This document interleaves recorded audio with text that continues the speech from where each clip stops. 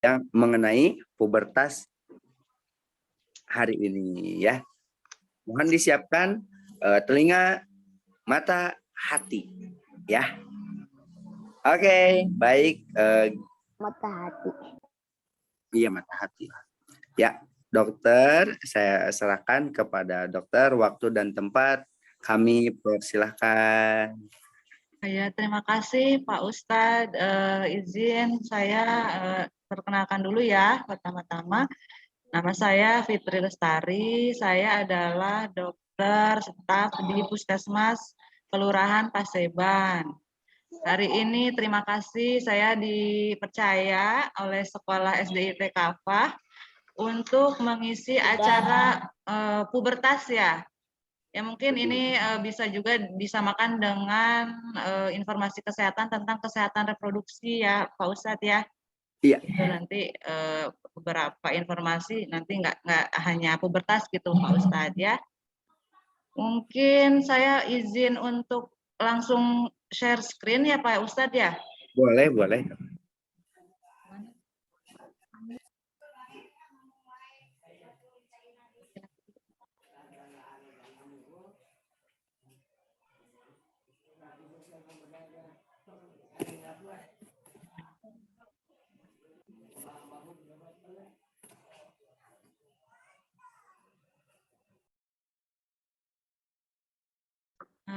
Izin Pak Ustadz dan anak-anak SD Kafah, apa screen-nya sudah terlihat? Alhamdulillah. Ya sudah. Izin kita mulai Bu aja dokter. ke anak-anak SD Kafah. Kita hari ini akan belajar atau ya saya mau sharing tentang informasi kesehatan reproduksi, dalam hal ini pubertas juga ada nanti ya. Ini tadi saya sudah perkenalkan, dengan saya Fitri Lestari, saya dari Puskesmas Kelurahan Paseban. Nah ini untuk pertama-tama saya mau menggambarkan tahap perkembangan manusia ya. Ini kan kita dari mulai kita bayi,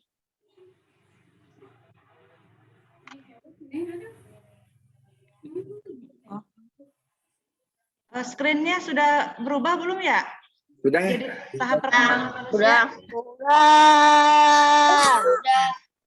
Nah, ini kita kan ya tahap perkembangan manusia secara normal alaminya kita kan mulai dari dalam kandungan dulu ya anak-anakku ya.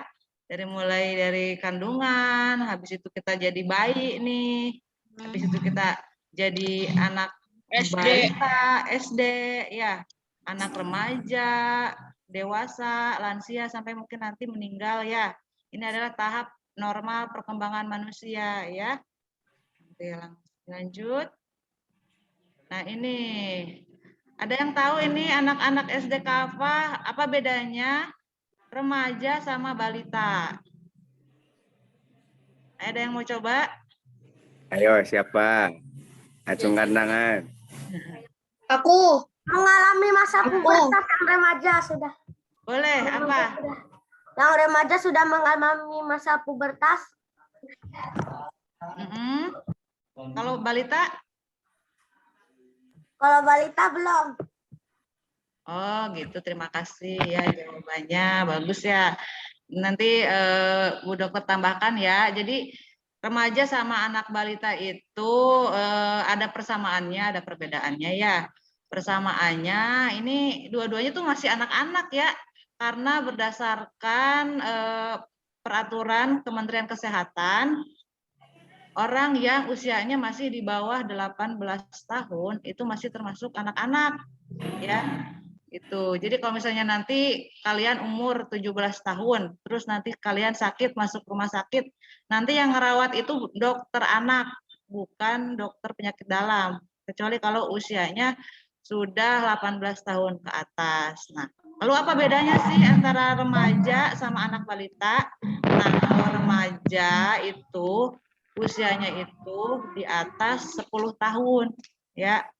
Kalau anak balita ya kan singkatan dari bawah 5 tahun, berarti di bawah 5 tahun. Jadi lebih ke batasan usianya saja. Tapi secara umum ini keduanya ini masih anak-anak gitu. Dan ada bedanya lagi yang akan sangat berbeda itu tahap perkembangannya. Nah, kalau anak balita itu yang lebih kelihatan perkembangannya itu lebih ke pertumbuhannya ya, misalnya kan kayak anaknya yang tadinya masih duduk gitu jadi bisa berdiri lalu bisa berlari gitu ya, itu perkembangannya. Nah, kalau pada masa remaja ini nanti juga ada peristiwa besar juga, yaitu yang namanya pubertas itu ya. Jadi peralihan atau persiapan lah istilahnya dari kalian yang masih anak-anak ini mau masuk ke dewasa ya gitu. Nah, itu ya. Jadi remaja itu adalah masa transisi dari anak-anak ke dewasa ya. Tapi kalian remaja itu ya anak-anak, masih anak-anak. Karena yang akan ngerawat kalau kalian sakit itu dokter anak. Ya, jadi kalian itu masih anak-anak. Dan ada peristiwa yang untuk persiapan masuk ke dewasa itu yang dinamakan pubertas itu ya. Dokter, Ya, kenapa? kalau sudah masuk dewasa itu dimulainya itu dari 20 atau 19 tahun ya? Iya, iya, kalau berdasarkan dari Kementerian Kesehatan itu mulai umur 18, tapi kalau berdasarkan dari WHO itu mulai usia 19 tahun ke atas ya. Begitu. Nih, ini ya yang mungkin Jadi akan kita bisa pelajari nih ya. 19-20 ya? Iya. Nih, ini ada kan kita remaja ya. Ini kalian umurnya berapa aja sih? Aku 9. 9. 10. Terus? Apa? 12, 10. Berarti rata-rata udah usianya udah 10 tahun ke atas ya. Ya. 11. Remaja awal ya. Mulai umur 10 ya, umur 9 juga sudah ada yang memang sudah pubertas ya gitu. Nih ada pubertas. Nah.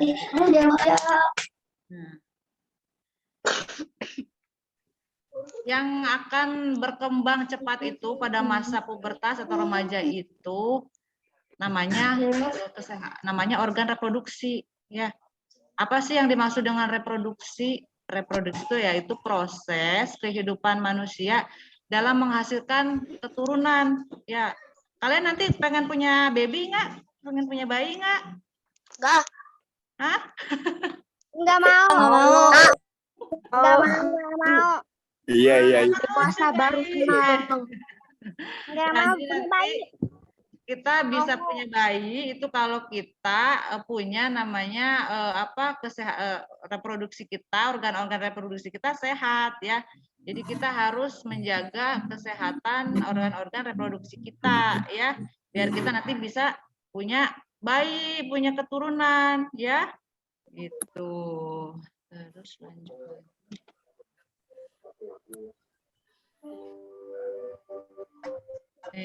Nih masa pubertas nih ya, ada tanda-tandanya ya. Jadi kalau kalian misalnya udah mengalami, misalnya nih kalau yang anak laki-laki ya ini Ikhwan, udah mulai ada keluar jerawat atau misalnya nanti ada ini yang namanya ini apa? Jakun ya, atau nanti mungkin suaranya berubah. Itu adalah salah satu tanda kalau kalian itu sudah memasuki tahap pubertas dan itu kan normal ya. Nih.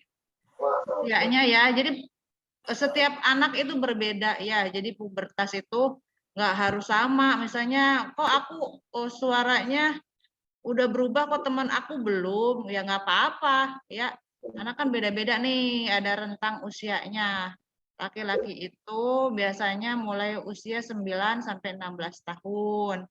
Perempuan biasanya 8 lebih ini, kalau perempuan lebih cepat pubernya. Jadi biasanya memang awal-awal perempuan tuh lebih tinggi nanti karena mereka lebih duluan.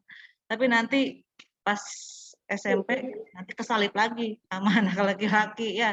Anak laki-laki lebih lama juga ininya ya masa pubertasnya. Ya, jadi kurang lebih proses proses pubertas itu kurang lebih 4 tahun. Ada yang mungkin lebih cepat, gitu ya. Beda-beda setiap anak. Tuh.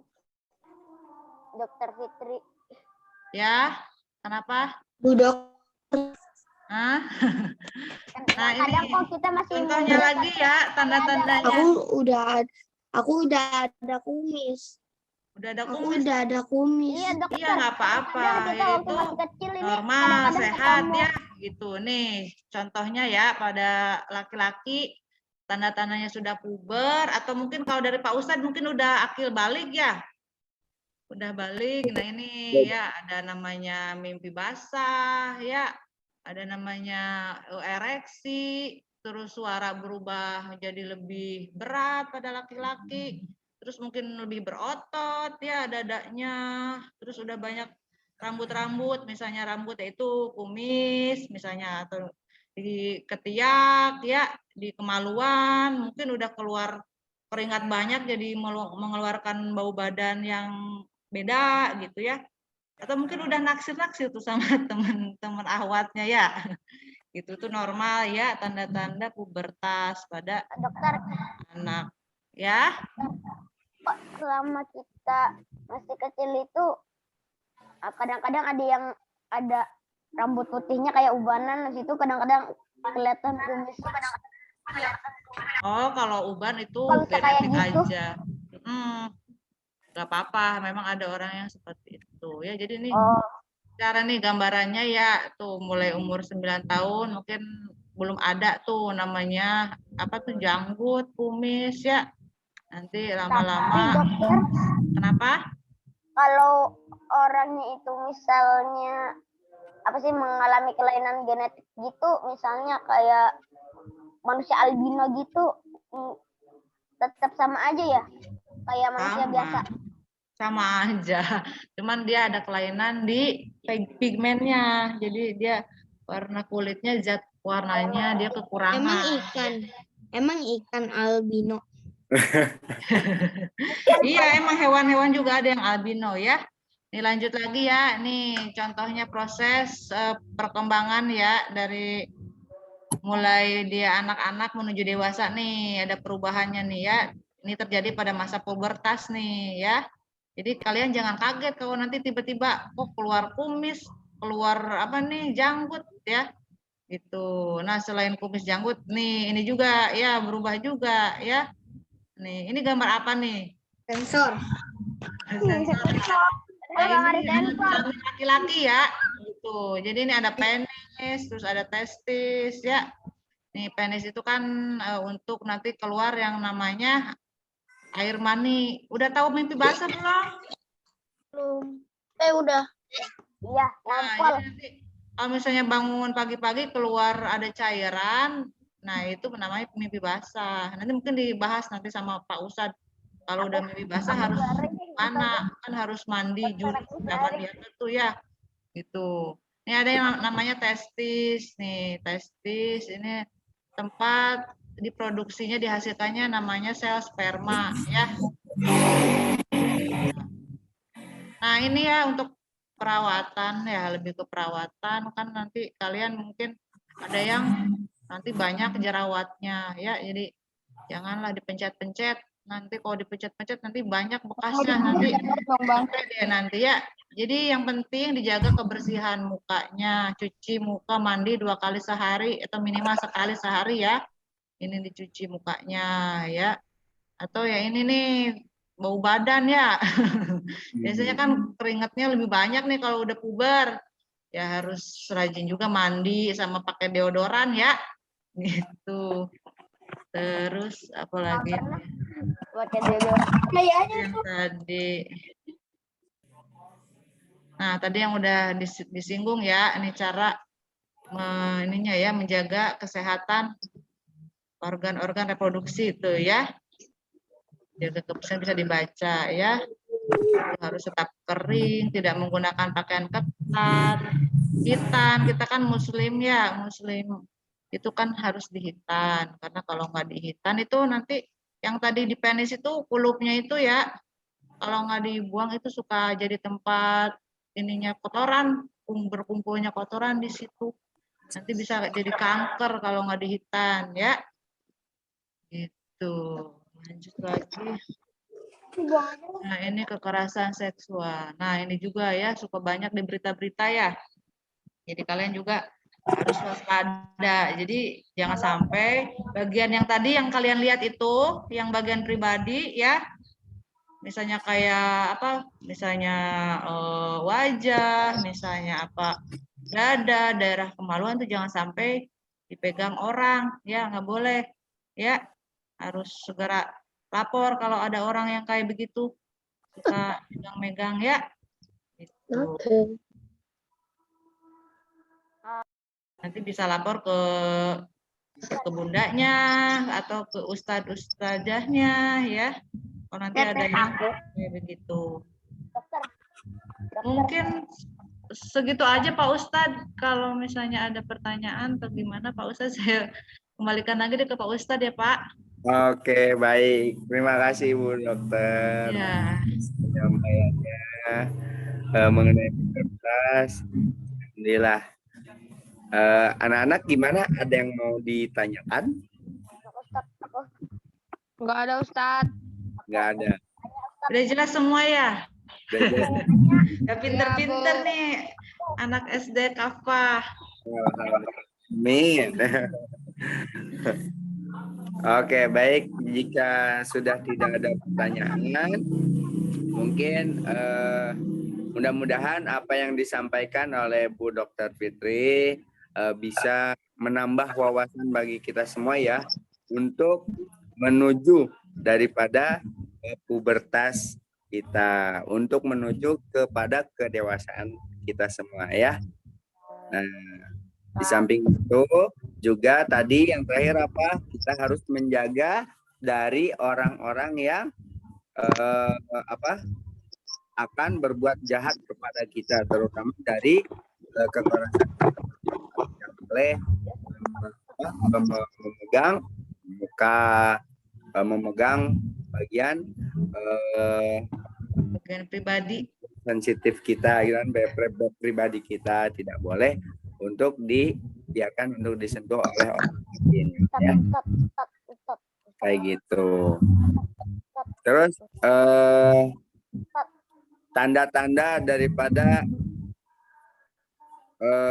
terbentuknya kedewasaan, nanti kalian jangan kaget ya, pasti itu akan muncul jerawat. Oh, Ustaz, aku jerawatan nih. Waduh. Ya nggak apa-apa, jerawatan mah ya itu mah udah, itu apa namanya, anggap aja itu bunga di taman ya. Kalau di taman nggak ada bunganya itu nggak indah gitu kan ya. Begitupun jerawatan. Ya. Untuk menjaganya gimana? Ya pelihara lah ya. Bunga juga kalau mau indah di taman itu perlu dipelihara. Jerawat pun sama, di muka harus dipelihara. Jangan langsung ditebang sebelum waktunya.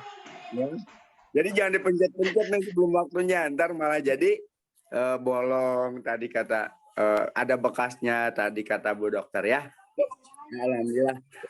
Udah jelas banget ya apa yang disampaikan oleh Bu Dokter. Mungkin Ustadz sedikit nambahin mengenai bagaimana cara kita untuk melaksanakan daripada proses ya, proses terjadinya ketika mimpi basah ya.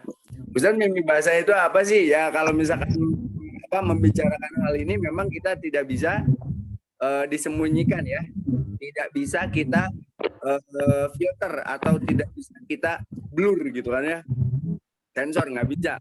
Kita harus benar-benar jelaskan gitu kan, terutama dalam pembahasan mengenai ilmu fikihnya kayak gitu ya.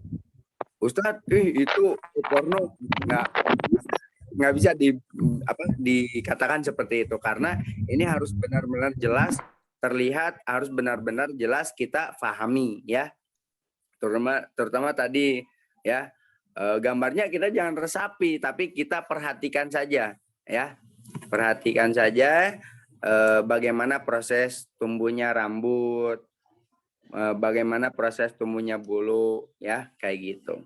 Terus, nah berikutnya mungkin cara untuk membersihkan dari hal-hal yang sudah terjadinya balig ya, terutama mimpi basah. Siapa di sini yang udah mimpi basah? Tadi katanya udah mimpi basah. Mimpi basah itu bukan ngompol ya. Awas, ntar ngompol. Aduh, Ustaz, aku mimpi basah nih. Banyak banget kan. Bentar dulu, cium dulu itu. Saya pernah mimpi Lagi saya pernah mimpi kecebur got. apa ngompol di Saya pernah mimpi kecebur got. tadi siapa yang udah mimpi basah? Jangan salah nilai ini ya. Mimpi basah apa Ustaz? Mimpi basah itu kita jelaskan juga. Mimpi basah itu adalah mimpi bagaimana kita mengeluarkan tadi yang disebut oleh Ibu Dokter ya, mengeluarkan sperma ya. Tapi dalam hal ini kita hanya merasakan di dalam mimpinya saja. Nah, bagaimana caranya untuk merasakannya? Kalau misalkan yang ingat mungkin bisa menjelaskan atau bisa merasakan. Kalau misalkan yang nggak ingat tiba-tiba basah, gitu kan ya. Nah, itu perlu kita perhatikan antara ngompol dengan mimpi basah. Yang pertama, kalian perhatikan apakah cairannya itu agak sedikit kental, misalkan kalau masih basah. Kalau udah kering, nanti kalian bisa lihat tuh hasilnya. Dia keras apa enggak gitu kan ya. Ini khusus untuk laki-laki ya. Dia keras apa enggak ketika nempel atau ketika kering di kain ya. Di kain kita yang kita kenakan. Nah, kalau misalkan keras, nah itu berarti benar kita sudah mimpi basah. Apa yang harus kita lakukan? Yaitu kita melaksanakan mandi junub atau mandi besar ya. Nah, sudah jelas nggak tadi untuk ciri-cirinya bagaimana mimpi basah? Biasanya saya mimpi jatuh Ustaz. Mimpi jatuh. Beda lagi itu mah. Kalau mimpi ketinggian? Mimpi ketinggian. Mimpinya kita kecebur ke dalam air. Aduh, itu bukan bahasa beneran itu mah bahasa air. Bukan itu. Bukan itu maksudnya ya. Jadi maksudnya mimpi basah itu apa yang udah Ustadz jelaskan tadi ya. Keluarnya sperma. Kalau ketindihan? Kemaluan kita. Ketindihan apa ini? Ketindihan rezeki. Enggak apa-apa kalau ketindihan rezeki ya. Itu bukan mimpi basah. Itu bahasa kuyup. Bahasa kuyupnya apa rezeki ya. Alhamdulillah. Nah, baik udah jelas ya ciri-ciri mimpi basah kayak gimana ya? Antara ngompol dengan mimpi basah ya. Sudah. Oke, kalau ngompol baunya beda. Baunya pesing ya. Kalau mimpi basah kita lihat kalau sudah kering berarti di celananya agak keras. Kalau masih basah, nah itu agak kental cairannya ya. Kalau Ustaz kalau Berikutnya, cara untuk membersihkan dari mimpi basah. Cara untuk bersuci ya. Tidak cukup hanya dibersihkan atau disiram saja bagian kemaluan kita. Tapi kita harus melaksanakan yang namanya mandi besar atau mandi junub ya.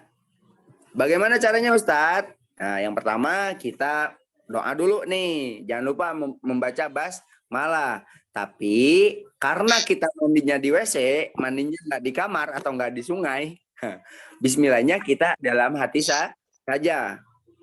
Ya. Baca basmalahnya di dalam hati saja. Mohon diperhatikan ya. Karena ini untuk kepentingan nih, terutama kita anak muslim.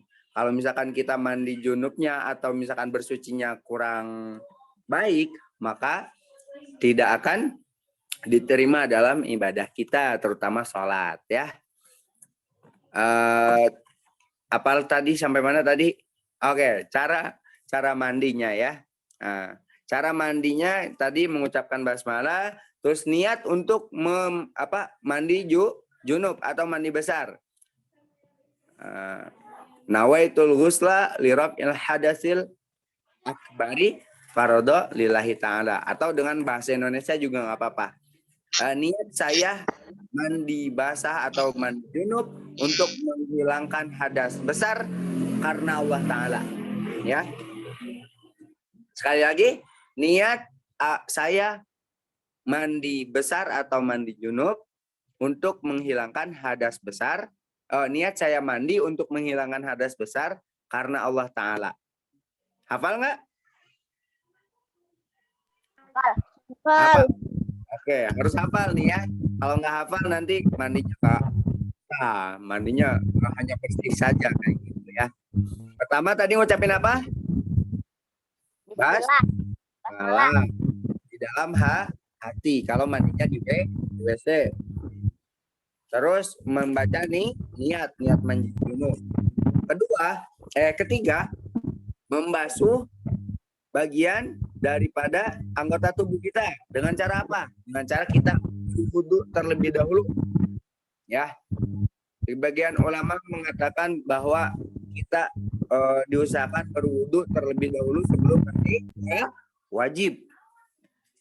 Bagaimana wudunya Ustadz? Wudunya tidak usah sempurna. Jadi wudunya hanya satu kali saja. Misalkan kumur-kumur 1 kali, hidung 1 kali, muka 1 kali. Nah nanti untuk menyempurnakannya itu tadi untuk membasuh seluruh tubuh atau seluruh badan. Ya. Nah selesai wudu, ya itu yang ketiga. Yang keempat, kita membasuh seluruh tubuh dimulai dari ujung rambut. Ujung rambut mah bisa aja di bawah ya. Oke, bukan ujung rambut, tapi ujung kepala ya. Dari atas. Nah, dari atas. Kalau kita pakai shower, mandinya itu lebih enak. Langsung. Ya. Kalau kita pakai gayung gimana Ustaz? Nah, kalau pakai gayung, hati-hati gayung.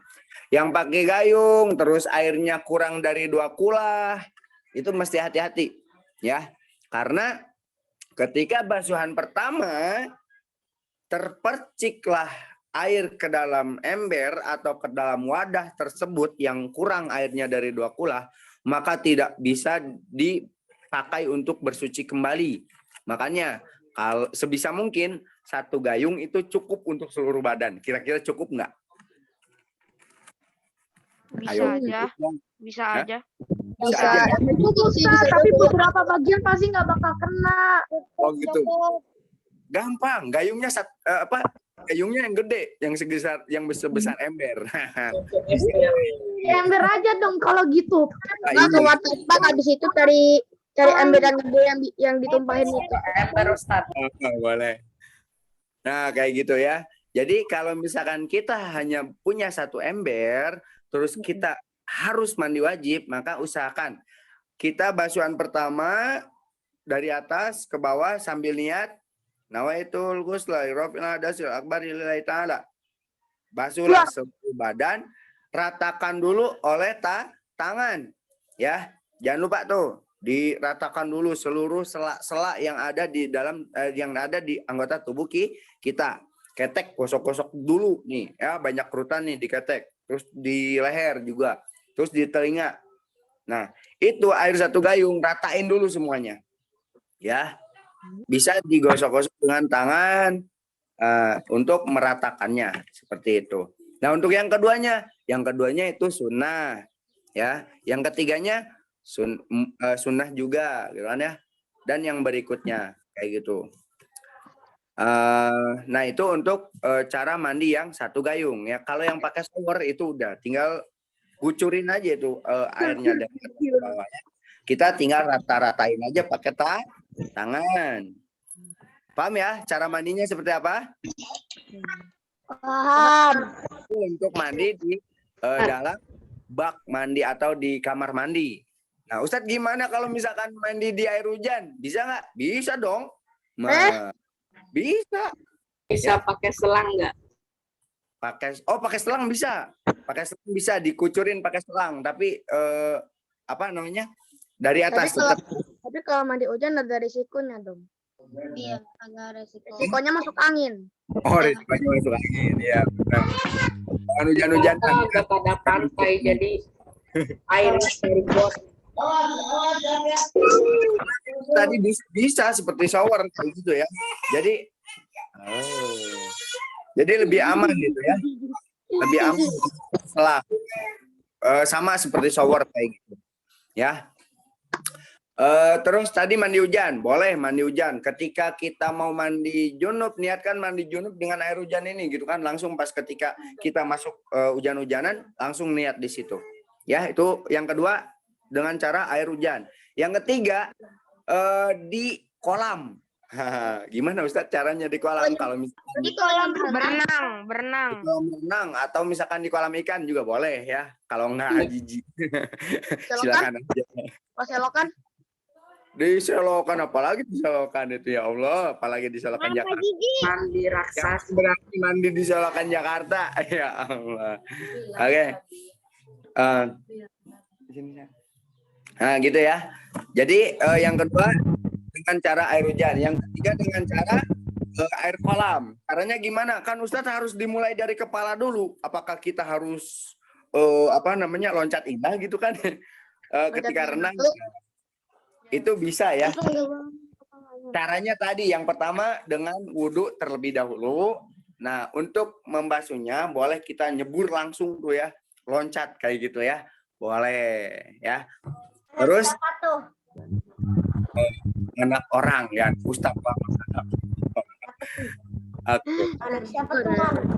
berikutnya untuk cara mandi di sungai. Nah, cara mandi di sungai juga sama seperti di kolam. Di sungai lebih aman ya. Kalau di kolam harus kolamnya yang besar. Jangan kolam yang bikinan itu ya, yang dari karet tuh. Kalau kolam yang dari karet itu khawatirnya kurang dari 2 kula ya. Apalagi kalau hanya memakai ember jolang yang buat mandi bayi itu ya, kayak gitu. Itu jangan sampai pakai kayak gitu ya. Oke, dadah Dede. Oke, sekali lagi ya. Niatnya sudah hafal? Sudah. Nah, tidak perlu memakai bahasa Indonesia, bahasa Arab, bahasa Indonesia juga bisa. Yang penting kita mulai dengan basmalah. Nah, untuk mandi di kolam atau di air hujan itu lebih aman membaca basmalahnya untuk dilantunkan secara langsung atau dizahirkan. Ya. Tapi malu Ustadz. Ya nggak apa-apa, anggap aja itu bukan mandi junub. Ntar kan orang nggak ngira dia mandi junub, bukan ya. Di hujan kan biasanya pakai celana. Ustaz, tapi kan kalau mandi hujan pasti kan ada anak-anak aja yang suka itu, yang mandi hujan. Maksudnya kayak jangan liatin gitu. Oh, nggak suka ya. Oke. Kecuali pulang sekolah misalkan kehujanan, nah itu membeda lagi ya. Oke, baik. Berikutnya apa lagi ya? Yang belum mengenai mandi junub. Oh iya. Gimana kalau misalkan mandinya pakai sabun? Ya iyalah. Pakai sabun malah bau ayam. Bau ulat.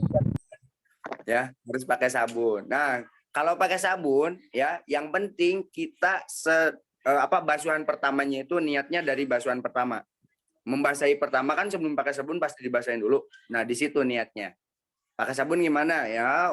Kalau basuhan yang berikutnya mah itu maksudnya ya. Kalau misalkan terlalu lama itu bisa jadi mengubah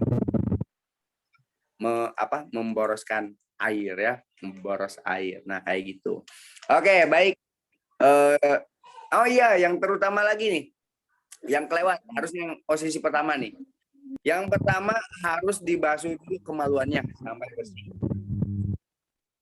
Dibasuh dulu kemaluannya. Kalau dulu di zaman Rasul, nih, tangan kita dibasuh dulu dengan cara digosok-gosokkan ke tanah. Nah, karena dulu kamar mandinya itu lantainya itu tanah, bukan keramik kayak sekarang ya enggak. Nah, kalau sekarang kata ulama kan boleh dicuci dengan sabun terlebih dahulu. Sebelum menyentuh apa-apa, kita harus cuci dulu dengan sabun. Kenapa Ustadz kok perasaan tangan nggak kena kok, nggak megang-megang kok gitu kan ya. Nah, khawatirnya ketika kita tidur tidak sadar tangan kita tiba-tiba ya menyentuh bagian kemaluan kita ketika kita setelah terjadinya junub kayak gitu ya. Paham ya sampai sini ya? Ustadz, aku mau nanya cara tahu ulah itu lebih dari 2 atau kurang dari 2 itu gimana, Ustadz? Oke, nah untuk mengetahui bagaimana ukuran 2 kulah atau lebih dari 2 kulah, kita menurut para ulama ya, sebagian ulama Syafi'i menjelaskan bahwa batasannya adalah kedalamannya, lebarnya dan panjangnya. Kedalamannya dalam sekitar 60 cm. Lebar sekitar 60 cm. Panjang sekitar 60 cm. Jadi simpulnya 60 meter persegi. 60 meter. 60 cm persegi ya. Kalau 60 meter mah udah kolam renang itu mah ya. Dalam banget. Udah lautan kayak gitu ya. Dan oke. Mau nanya Ustadz, Hmm? niatnya sebelum gayung pertama atau sesudah? Nah, ketika basuhan pertama, ketika air nempel ke atas kepala kita. Set. Nah, itu langsung niat tuh kita ya.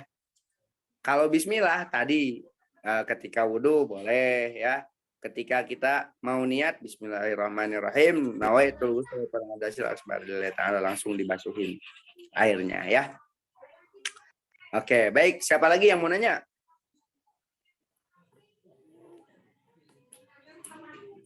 Ada lagi mau nanya? Aku Ustaz. Ya, silakan. Apa namanya? Dari kelas berapa? Harus itu airnya harus pakai air bersih Ustaz.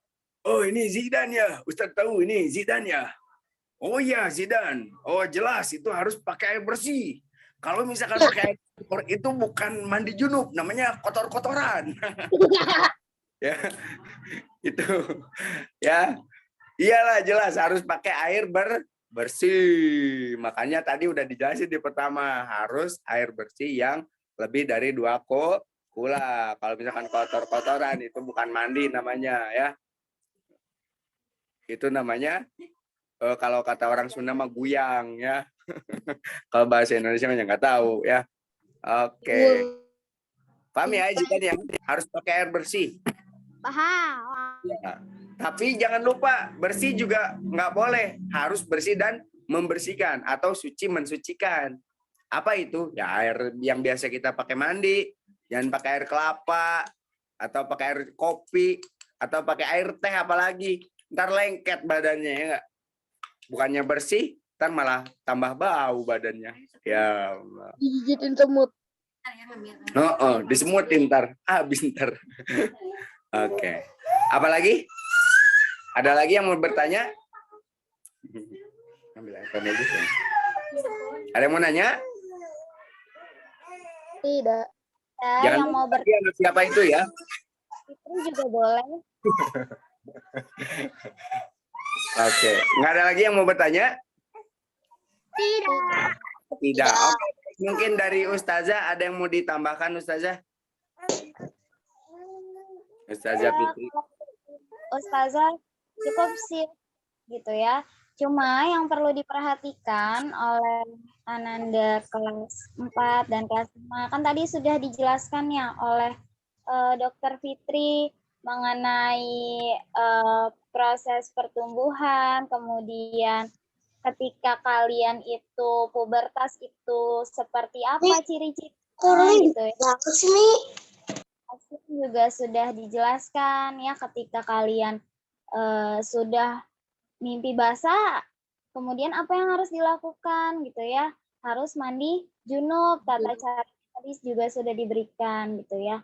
Nah, kalau misalkan tadi ada yang sudah mengalami mimpi basah ataupun ada yang ciri-cirinya udah mulai keluar nih gitu ya, suaranya udah mulai agak berat, kemudian apalagi tadi sudah mulai ada jerawat-jerawat gitu ya, berarti harus mulai merawat diri ya. Sudah mulai harus menjaga kebersihan lebih lagi ya, Dokter Fitri, seperti itu ya. Mungkin dari Dokter Fitri ada lagi pesannya yang mau disampaikan terkait ini, boleh Dokter? Iya, Ustazah, itu sepertinya ada pertanyaan di kolom chat ya, dari Bagas kelas 4. Nih yang pertanyaannya, keluar mimpi basah itu mulai usia berapa? Nah, itu tadi kan sudah dijelaskan juga sih ya. Jadi namanya proses pubertas itu tiap orang berbeda-beda ya. Jadi biasanya rentangnya itu kalau laki-laki ya mulai usia 9 tahun sampai 16 tahun. Jadi ya antara itu mungkin Bagas mimpi basahnya usia 10 tahun, tapi temennya mungkin aja baru mimpi basahnya usia 14 tahun ya. Jadi beda-beda kan, tergantung mungkin dari faktor makanan, ya, dari faktor lingkungan atau faktor keturunannya juga, genetiknya, seperti itu ya Bagas ya. Gitu. Ada lagi yang mau nanya? Udah cukup ya? Ya Ustazah. Sudah ya? Terima kasih Dokter Fitri. Sudah? Tidak ada yang ditanyakan lagi? Sudah. Jadi gitu ya. Kalian itu ya, kita itu tidak sama perkembangannya gitu ya. Ada yang lebih cepat, ada yang lebih lambat gitu ya. Tapi insya Allah nanti semuanya pasti akan mengalami proses itu Iya, ya. betul. Nanti semuanya akan melewati. Jadi jangan kaget, jangan merasa aneh juga gitu. Kok kenapa saya udah mimpi basah, teman saya kok belum gitu tuh. Jangan, nggak usah. Ya, beda-beda. Iya. Oke. Baik, Dokter Fitri. Ya, Ustaz Hashim silakan. Baik, alhamdulillah ya. Semuanya sudah paham ya mengenai pubertas hari ini ya. Bagi yang sudah ini ya mulai sekarang dilaksanakan apa yang sudah disampaikan oleh dokter, oleh ustadz, oleh ustazah ya. Mudah-mudahan pertemuan kali ini dapat bermanfaat untuk kita semua ya. Amin. Dan bisa menambah ilmu bagi kita semua dalam hal pubertas ini ya. Oke. Baik, mungkin Bu Dokter ada yang mau disampaikan lagi Bu? Sudah cukup sepertinya Pak Ustadz ya. Nanti kan kita lanjut lagi ke yang ahwatnya ya. Oke, baik anak-anak, mudah-mudahan bisa dipahami apa yang disampaikan oleh Ibu Dokter, Ustadz dan Ustazah. Semoga kalian semua menjadi anak-anak yang solih dan solihah. Amin ya Rabbal. Amin ya Rabbal alamin. Amin. Baik, kita Foto mulai dulu ya Ustaz. jam 10 ya Ustazah ya. Foto dulu ya. Oh iya, jangan lupa foto-foto dulu ya bener. Foto. Ya, slide yang pertama. Oke. Kamera ya semuanya. Merah rolling. 1, 2, 3. Oke, tahan dulu. Sekarang yang slide kedua.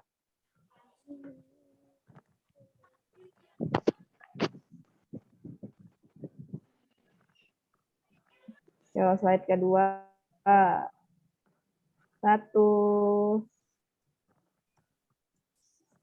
2,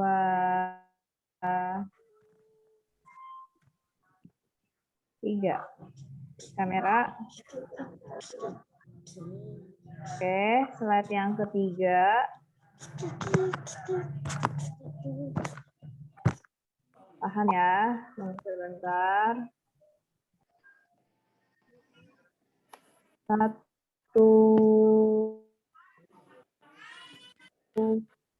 2, 3. Oke, sudah Ustadz. Oke, alhamdulillahirabbil alamin. Kita sudah foto bersama. Maka dari itu, kita sama-sama akhiri pertemuan kita kali ini dengan membaca istighfar dan hamdalah. Astagfirullahaladzim.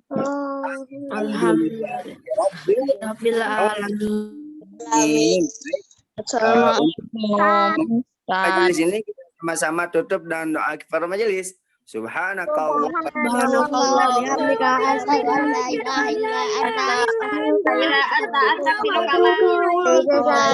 Assalamualaikum warahmatullahi wabarakatuh. Waalaikumsalam warahmatullahi wabarakatuh.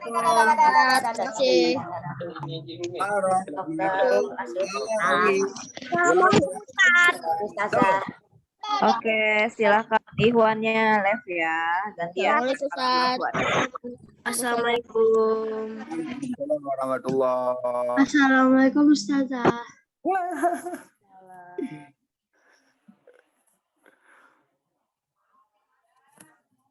Masya Allah. Assalamualaikum.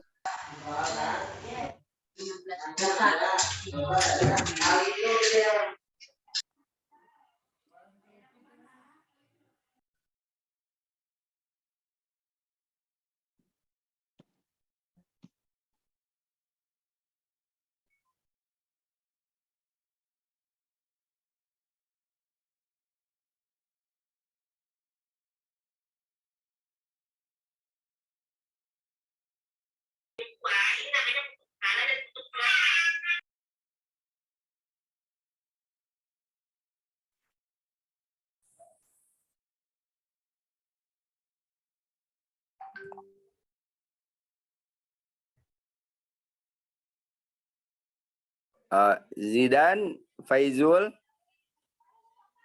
silakan live ya. Azka ini apa nih? Azka apa? Faizul, mana Faizul? Sekarang kita sesi akhwat ya. Ikhwannya silahkan untuk live.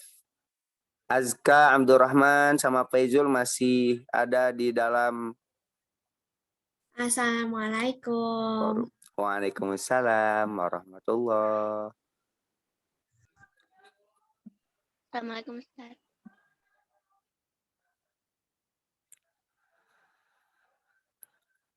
Faizul kemana nih Faizul? Azki?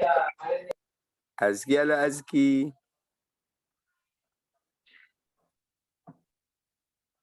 Kayaknya ketiduran Azki. Gara-gara penjelasan Ustadz yang mendayu-dayu, ala mendayu-dayu.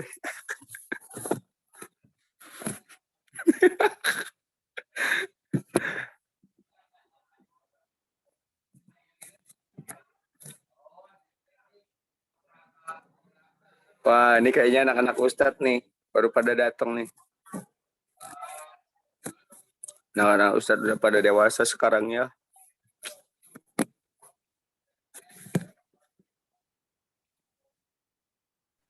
Udah pada besar, Ustaz.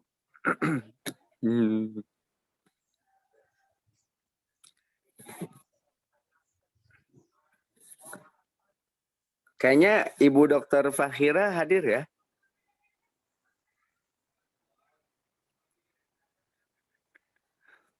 Ibu Dokter Fakhira Anaila Gani, 4 Abdurrahman. Ustadz, aku aja mau jadi apa? Udah di dokter, ada aku yang mau jadi dokter. Kan cita-citanya mau jadi dokter kan? Iya, itu mah ada aku kan belum tahu. Oh iya. Ustadz lupa ya. Ustadz lupa apa nggak tahu ya? Kayaknya nggak tahu deh. Nggak tahu. Oke.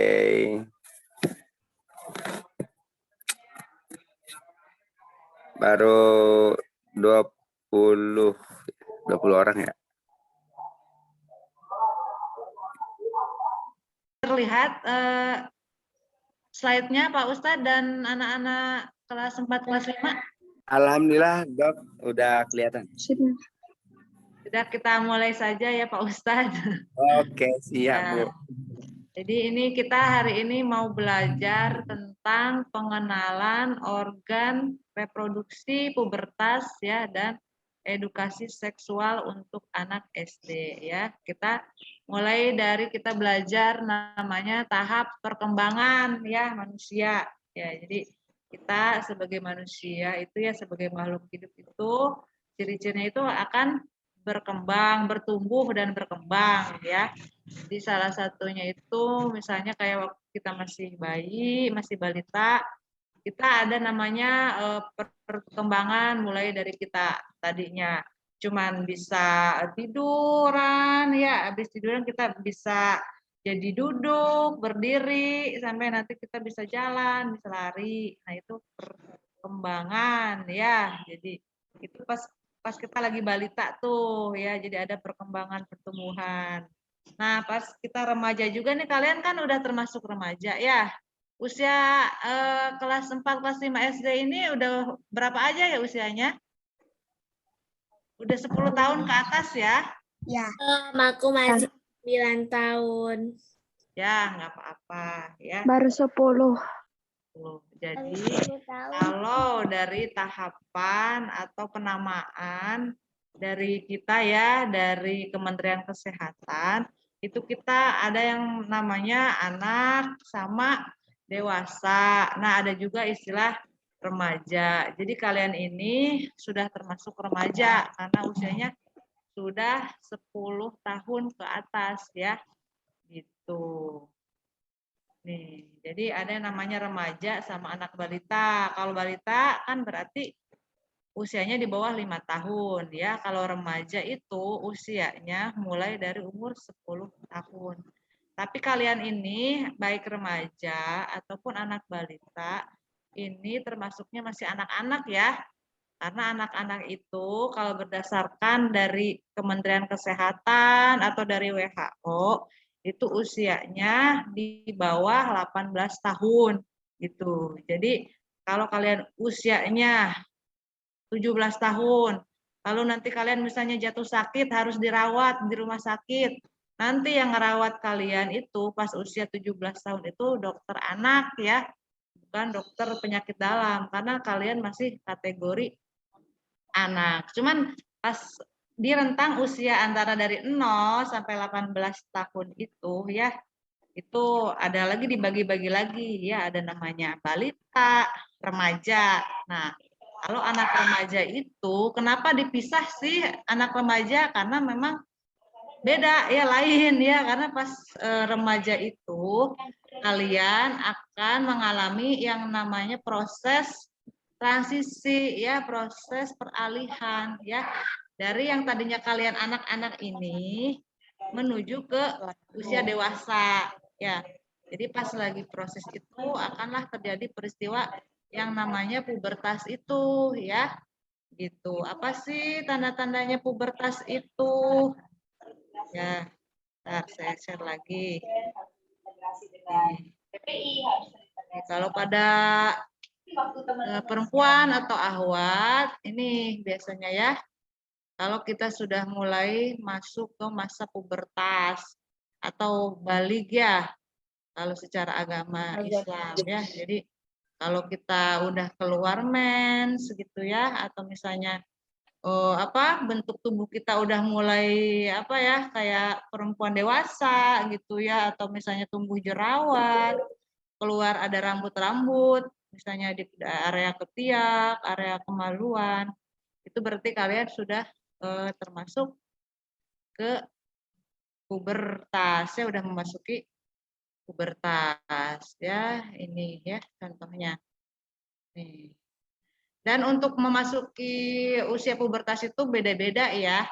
Ada yang memang lebih cepat, usia 8 tahun mungkin ada yang sudah puber, misalnya udah payudaranya sudah mulai ada, atau misalnya udah mulai ada yang mens gitu. Tapi ada juga yang mungkin agak lambat, misalnya usia ya 14, 15 baru mens, juga itu normal. Lalu apa sih yang dimaksud dengan menstruasi? Ada yang udah menstruasi belum di sini nih? Awatnya. Aku udah. Aku udah. Aku udah. Aku udah. Aku udah. Udah paham apa yang dimaksud dengan menstruasi nih? Nah, ini ya ada gambarnya ya bisa dilihat. Jadi ini adalah organ reproduksi kita ya. Nih ada namanya rahim yang di tengah-tengah yang besar ini ya. Terus ada yang dua di sini ya. Kayak apa tangan ini namanya tuba ya. Terus ada lagi yang dipegang sama tuba ini ada namanya indung telur ya. Nanti yang akan memproduksi sel telur nih, ovarium. Nah, kalau misalnya kalian sudah menstruasi, artinya si indung telur ini sudah memproduksi sel telur ya, yang nanti dia lepas gitu ke tuba, nanti masuk ke sini ke mana? Ke rahim ya. Nah, untuk nanti persiapan nih rahim ini kan tempat bertumbuhnya bayi kan. Nih, kalau misalnya nanti nggak ada nih terjadinya kehamilan, nanti si dinding-dinding rahim ini akan luruh ya, akan keluar bersama darah. Nah, itu yang dinamakan dengan menstruasi gitu ya. Jadi artinya kalau udah mens itu kalian ya secara fisik tuh kalian tuh udah bisa hamil nih ya. Gitu ya. Jadi kalau misalnya ada yang masuk sel sperma ke sini itu kalian bisa hamil walaupun kalian sebenarnya masih anak-anak ya. Remaja itu anak-anak ya. Gitu. Oh, yang namanya dewasa itu kalau usianya kalau berdasarkan WHO itu kalau udah di atas 19 tahun ya. Jadi ya sebenarnya sih belum boleh hamil karena masih anak-anak. Masa masih anak-anak punya anak ya gitu. Jadi menstruasi itu seperti itu. Ada yang mau ditanya tentang menstruasi ini? Langsung aja. Nanti aja ya. Nah, selain menstruasi ya, tanda-tanda untuk kita terjadinya puber yaitu tadi ya, pertumbuhan payudara ya, nih. Kalau payudara sebenarnya dia lebih dulu dibandingkan dengan mens ya. Jadi mungkin pas usia-usia ya 8 gitu udah mulai ada kayak gatal-gatal atau mungkin kayak nyeri-nyeri gitu ya. Gitu atau umur 7 tahun ada yang udah mulai gitu ya. Nanti makin membesar, makin ini juga apa areolanya makin gelap gitu ya. Sampai nanti usia dewasa 19 tahun ya udah seperti perempuan ahwat dewasa ya. Gitu. Nih, selain pertumbuhan payudara juga ya kalau masa pubertas itu juga ada yang namanya pertumbuhan rambut-rambut nih, misalnya di rambut ketiak nih ya yang awalnya mungkin belum ada, nanti mungkin ada sebagian, makin lebat, makin banyak ya, itu memang seperti itu prosesnya. Ya, ini juga nih ya. Itu nanti juga akan mengalami, semua orang akan mengalami ini ya. Jadi nggak usah khawatir, nggak usah kaget ya. Gitu. Nih, ya. Nah, agar organ reproduksi kita sehat, ya kita juga harus menjaganya ya. Gitu. Jadi kalau misalnya kita udah mens, biasanya kita juga akan kayak keluar keputihan gitu ya. Suka keluar nggak di celana dalamnya putih-putih? Ya itu udah mulai ada keputihan, jadi harus dijaga. Mungkin celana dalamnya harus lebih sering diganti. Takutnya kalau dibiarkan lembab nanti jadi sarang kuman, jamur, bakteri bisa tumbuh di situ di area kelamin kita. Nanti bisa infeksi ya gitu. Ya, jadi kita harus rajin apa ya jaga kebersihan, mandi 2 kali ya. Gitu. Terus, nah ini ya, kita sering ya lihat di berita-berita TV ya, kekerasan gitu. Jadi kalian kalau ada kira-kira orang ya yang misalnya menyentuh bagian-bagian pribadi kita, menyentuh misalnya bibir ya atau dada, pokoknya yang semua bagian tubuh yang tertutup ini ya itu harus lapor, jangan diem aja. Ya, bisa lapor ke ya ke bundanya, apa ke ustadz-ustadzahnya ya, karena itu kejahatan gitu ya. Jadi ada bagian tubuh yang tidak boleh dilihat atau disentuh sembarang orang gitu. Jadi bagian tubuhmu itu hanya boleh disentuh oleh kamu sendiri atau ayah sama ibumu gitu ya. Jadi kalau ada orang asing yang megang-megang bagian pribadinya ya, kayak misalnya dada, kemaluan ya, pantat. Nah, itu harus udah termasuk pelecehan, harus dilaporkan ya. Tuh. Ya. Sama mungkin ya kita juga ya sebagai apa anak SD IT ya. Udah percaya ya, nanti kan kita harus jaga ya pakaiannya gitu ya. Jangan yang seperti ini gitu ya. Paling gitu ya Pak Ustadz ya. Sekian dulu, saya kembalikan dulu deh ke Pak Ustadz atau ke Ustazahnya. Oke, baik Bu Dokter. Terima kasih Bu Dokter atas penjelasannya. Ya, sama-sama. Baik, anak-anak bisa difahami sampai sini? Bisa ya? Oke, ada yang mau ditanyain nggak sama Ibu Dokternya? Nah, ada yang mau ditanyakan nggak? Nih, numpung ada Bu Dokternya nih yang mungkin masih bingung-bingung ya. Bu Dokter, kok aku kayak gini gitu. Ditanyakan saja. Ya. Ya, ada nggak? Ahwat nih malu-malu nih Ustadz biasanya Ustadz. Gak apa-apa kan temen Iwannya nggak ada. Ini khusus Ahwat aja, jadi nggak usah malu-malu. Ikhwannya cuma Ustadz doang. Ya udah Ustadz matiin kamera deh biar nggak kelihatan. Ya, yang mau bertanya silahkan. Tadi Iwannya banyak loh pertanyaannya, nggak apa-apa, nggak usah malu-malu ya. Iya, yuk. Permisi. Biar nanti nggak apa namanya, nggak. Aduh, aku mau nanya ini nih, tapi udah nggak. Ini nggak ada Ibu Dokternya. Nah, sekarang mumpung ada Ibu Dokternya, ayo cepet-cepet nanya. Oke, Ustazah Fitri, gimana kalau kita yang nanya pertama kita kasih bintang, guys? Ada tuh Pak Ustadz Aira tuh Pak Ustadz. Matanya Ustadz. Aira mau nanya Aira, Masya Allah. Silakan Aira. Aira. Kalau misalnya M itu kapan saja datang, misalnya akhirnya kapan, datangnya kapan, akhirnya kapan? Oh gitu. Oh, sudah? Pertanyaannya itu aja? Oh, terima kasih Aira pertanyaannya. Jadi untuk siklus menstruasi itu ya rata-rata nih.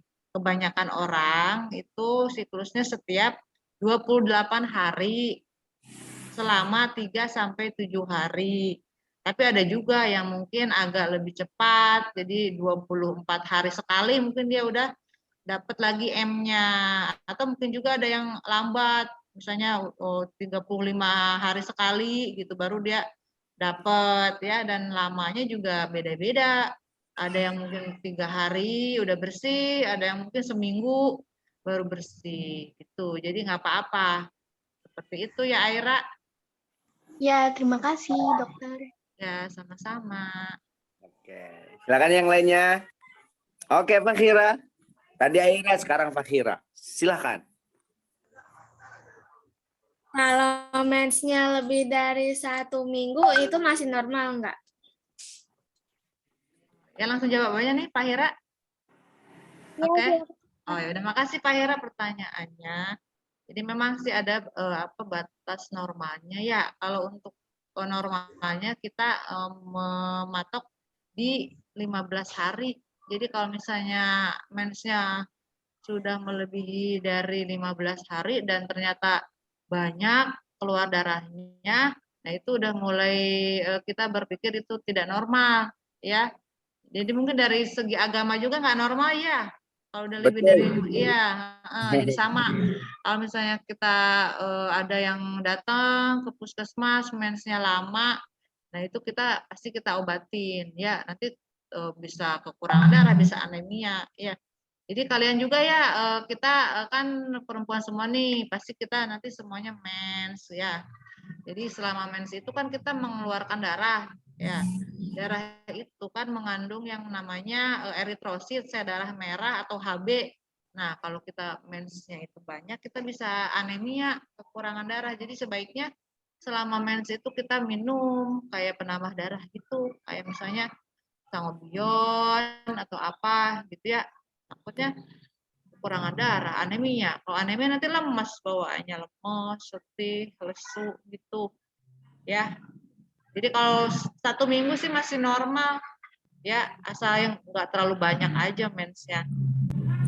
Tapi kalau misalnya udah 15 hari lebih, terus misalnya udah lemas, udah nggak normal itu berobat aja, ya. Itu biasanya ada kelainan hormon itu. Jadi kan yang mengatur mens, mengatur pubertas itu kan ada yang namanya hormon ya. Hormon kalau perempuan hormon estrogen, hormon progesteron. Jadi biasanya kalau siklus mensnya nggak normal itu berarti ada kelainan di hormonnya itu. Udah cukup ya, Fahira? Ada yang mau ditanya lagi? Aku Bu Dokter. Ya, sama-sama. Siapa lagi yang mau tanya lagi? Kalau misalnya kita mens nih, terus habis itu kira-kira mulai mens itu paling normal umur berapa ya Bu Dokter? Oh, Safira. Paling normal dari umur berapa sampai umur berapa mulai mensnya? Oh, mulai pubertas ya? Mulai pubertas, kalau untuk ahwat atau perempuan itu agak lebih cepat dibandingkan Ikhwan. Kalau perempuan itu bisa mulai dari umur 8, sudah ada yang mulai gitu. Tapi kalau untuk mens rata-rata sih di usia ya 12 gitu ya, 13, mungkin 11 gitu. Jadi beda-beda ya, tergantung ya mungkin faktor keturunan, faktor makanan, faktor lingkungan gitu ya. Jadi nggak harus sama mens itu. Jadi kalau misalnya kita sudah mens, teman kita belum ya nggak apa-apa ya. Itu kan bukan perlombaan ya. Tapi nanti semuanya juga akan merasakan, semuanya akan mengalami yang namanya menstruasi. Itu kan sebagai tanda kalau kita ini akan bertumbuh, berkembang menuju ke dewasa gitu. Masa kita jadi anak-anak terus enggak kan? Gitu ya. Ya, ada lagi yang mau bertanya, Pak Ustadz? Aku Bu Dokter. Aku Bu Dokter. Iya, siapa tuh? Siapa namanya ya? Disebutkan namanya. Iya, Azkia kelas 4 Abdurrahman. 4 Abdurrahman. Silakan Azkia. Aku pengen nanya, kalau kayak kita tuh apa namanya kan kita mens, terus kayak selesai di hari itu, terus hari selanjutnya kita tuh udah nggak mens lagi, udah nggak mens lagi, terus pas udah mau sholat lagi, itu malah mensnya datang, itu normal nggak? Baik, udah? Udah. Kalau selama rentang waktunya masih 15 hari ke sini sih masih bisa dianggap itu mens ya. Tapi kalau misalnya memang lebih dari 15 hari dan selalu ada selang-sering misalnya di celana dalamnya kok keluar lagi, mending diperiksa aja ya. Takutnya nanti ada sesuatu gitu ya. Gitu. Oke, Azka, ada yang mau ditanya lagi, Azkia?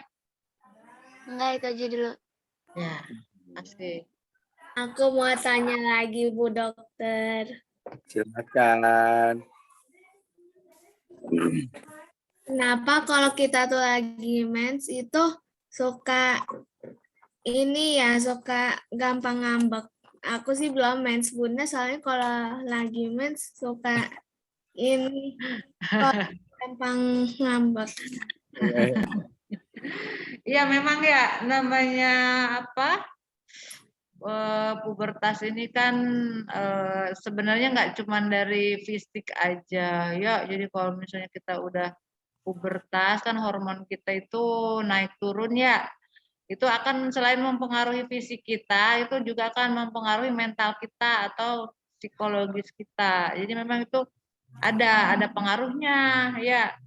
Kalau misalnya hormonnya lagi turun, ini jadi mood kita atau emosi kita, perasaan kita juga memang agak berubah gitu ya. Jadi memang normal seperti itu. Jadi kalau kalian yang udah mens juga jangan merasa aneh juga kalau tiba-tiba kok sedih gitu, kayak moodnya sering berubah-berubah gitu ya.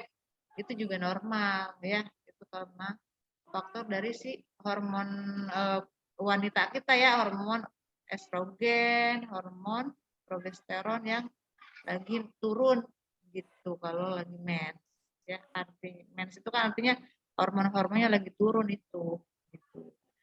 Jadi ke psikologis, ke mentalnya juga itu akan berpengaruh begitu ya. Normal itu nggak apa-apa. Normal jadi ya. Iya. Kalau bunda lagi menstruasi, pakai jangan ngeselin ya. Jangan dimarahin. Oke. Baik. Ada lagi nggak yang mau bertanya? Silakan. Siapa nih? Tuti, Naura. Silakan Naura. Kalau misal mensnya udah nggak normal, nanti diperiksanya kayak gimana? Diobatinnya kayak gimana? Olah ya? Iya, olah. Ih, Iya, iya. Tuti udah mens belum? belum. Oh, belum. Ya nanti datang aja lah kalau misalnya memang ada keluhan atau apa, kamu takut ada sesuatu sama tubuh kamu, nanti datang aja sama dokternya. Nanti dokternya yang akan menentukan kamu diapain ya, gitu kan, tergantung nanti itu di ruang pemeriksaan. Tuti Naura, iya ya.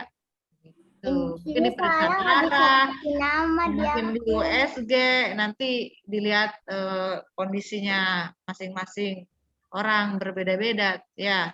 Iya. Gitu. Oke. Dokter. Ibu Ola, jelas Ola? Ya. Oh, iya. Iya, silakan siapa lagi yang mau bertanya? Aku mau nanya lagi. Siapa nih? Askia. Ya. Oke, silakan Askia. Kalau kita mens gitu, kayak kita lagi mens, kita tuh lebih baiknya tuh banyak gerak, dan itu berpengaruh nggak sama mens kita, atau kita kayak nggak usah banyak gerak aja?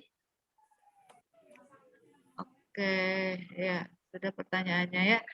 Ya kalau secara keseluruhan, maksudnya secara umum ya, baik kita lagi mens atau enggak ya, memang kita disarankan harus aktif bergerak, Azkia ya.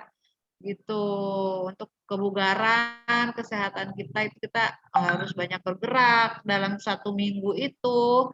Kalau dari saran dokter kesehatan olahraga itu kita harus bergerak minimal 150 menit dalam 1 minggu gitu.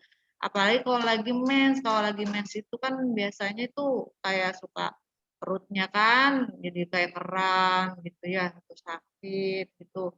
Jadi kalau kita diam aja itu biasanya akan lebih parah. Jadi lebih bagus ya dibawa bergerak gitu ya, ya olahraganya jalan aja gitu. Atau nanti untuk memperingan apa tuh keramnya Dokter, bisa kita mau tanya dikompres lagi. pakai Ini air cara hangat, ngedain supaya minum biar nggak kram obat perutnya gitu. gimana? Hilangin keramnya boleh gitu. Jadi nggak apa-apa Nah, supaya dibawa perutnya bergerak nggak itu kram malah gimana lebih tuh, bagus dokter? ya. Kita harus aktif. Yang sehat itu yang aktif bergerak ya. Gitu. Cukup Terus jelas kan? Terus kalau gimana cara ngeredain rasa sakitnya itu? Kayak kram Tadi gitu. ya bisa dengan dikompres air hangat gitu ya. Dengan minum obat juga nggak apa-apa. Misalnya minum ibuprofen atau obat penghilang rasa sakit yang lainnya ya. Kalau dibiarin aja itu masalah apa enggak? Nggak apa-apa ya, cuman kan tergantung ya kuat apa enggak gitu. Karena kalau nggak Soalnya kuat dibiarin aja. jadi nggak bisa ngapa-ngapain ya. Maunya Iya, diam soalnya terus aku ya. dibiarin aja. Gitu. Jadi kan mengganggu aktivitasnya gitu. Iya. Ya. Itu ada lagi? Enggak ada, terima kasih Ustaz. Ya, sama-sama. Ya cukup mungkin ya untuk pertanyaannya dari mengenai kesehatan dari Ibu Dokter ya. Ya.